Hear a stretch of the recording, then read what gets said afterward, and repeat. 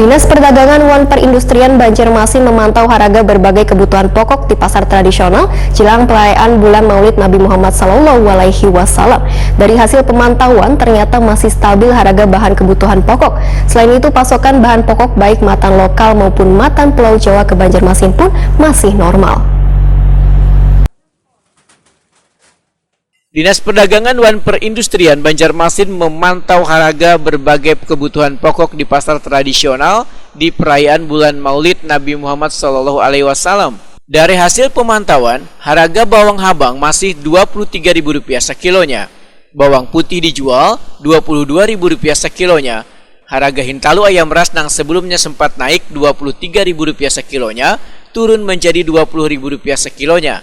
Sedangkan harga ayam ras potong Rp28.000 sampai dengan Rp30.000 seekungnya. Demikian diperdakan Kepala Dinas Perdagangan Wan Perindustrian Banjarmasin Ihram Muhtesar, Wahetakuni Prima TV Besukan Senin 11 Oktober 2021. Masih stabilnya harga bahan kebutuhan pokok nang ini menurut Ihram Muhtesar lantaran persediaan bahan kebutuhan pokok masih stabil walaupun permintaan di perayaan Maulid Nabi Muhammad SAW mulai meningkat matan pembeli. Selain itu, pasokan bahan pokok baik matan lokal maupun matan Pulau Jawa ke Banjarmasin masih normal.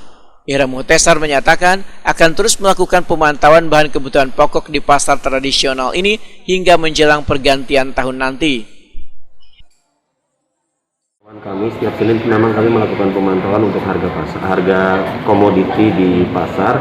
Sementara masih stabil ya, dan memang kemarin ada penurunan untuk telur, sekarang sudah beranjak stabil, tapi untuk yang lain-lain masih stabil. Mudah-mudahan kita berharap antara stok yang ada dengan kebutuhan masyarakat bisa tercukupi sehingga stabilisasi harga bisa terjaga.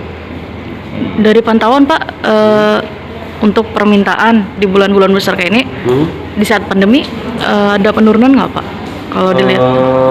Karena ini memang kebutuhan dasar, saya rasa tidak ada penurunan. Kecuali kalau seandainya sebelumnya ada penumpukan barang di konsumen, mungkin akan terjadi penurunan saat ini. Tapi saya rasa tidak ada terjadi penumpukan juga, tidak ada buying panik oleh masyarakat. Jadi merasa antara stok dengan kebutuhan itu berimbang saja.